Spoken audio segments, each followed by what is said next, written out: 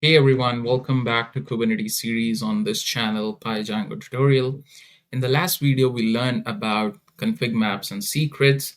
Today, we are going to learn and talk about something very important in cluster operations, and that is daemon sets.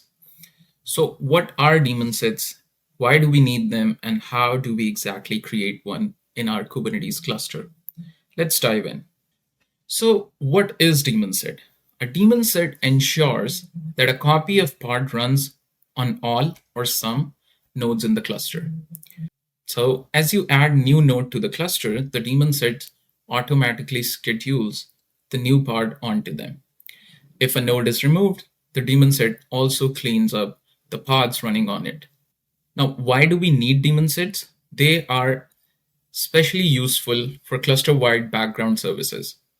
These can be collecting logs for FileBeat, for FluentD, or these can be monitoring agents like Prometheus and Node Exporter, or these can be networking tools, for example, CNI plugins or kubeproxy, for which are essential to run on all the nodes for effective communications and networking. Now, what's the difference between deployment and the daemon sets? So with deployment, you control the number of replicas, like how many replicas of each part you want. But with daemon sets, Kubernetes ensures one part per node, unless configured otherwise, obviously. But it ensures that one part on all the nodes that are part of your Kubernetes cluster runs a daemon set in them. So these are perfect for system level services that runs in background. Now, without wasting any time, let's get on to the demo part.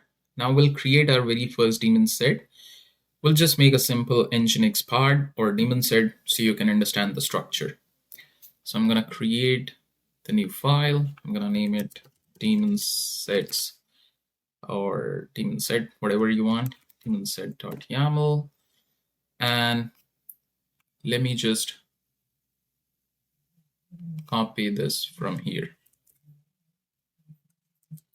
So structure is almost same. We don't need this replica.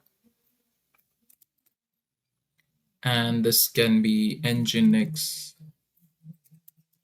daemon set. Labels can be, let's add the name daemon set to the labels as well. And we will use base image Alpine 1.25 for nginx. We don't need this environment from because daemon sets don't need any configuration as of now. We can specify the port 80, and so far it looks good. So I have my selector label as demo nginx daemon set and my pod label as demo nginx label set. So this looks good. Let's copy the path so that we can apply and go to our Ubuntu terminal. So if you don't have Docker Desktop running, make sure you have that running because that's how our Minikube is running. Let's check the status of our Minikube. Minikube.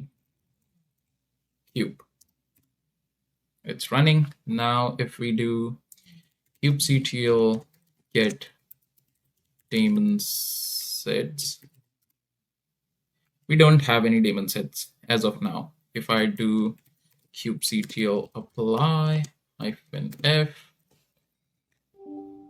then let's change the path quickly and hit apply. Now if I do kubectl get daemon sets, one very important thing, which I totally forgot, this should be daemon set instead, because obviously this cannot be a type of deployment. This has to be a daemon set. Now if I go reapply, this is because this has to be daemon set. Now if I go and apply again, daemon set is created. Now if I do kubectl get daemon set, I have my daemon set. Now let's quickly go through the components. So kind daemon set tells Kubernetes that this is a daemon set type of resource. Selector and templates are pretty self-explanatory. This works just like deployment to match pods and pods configurations.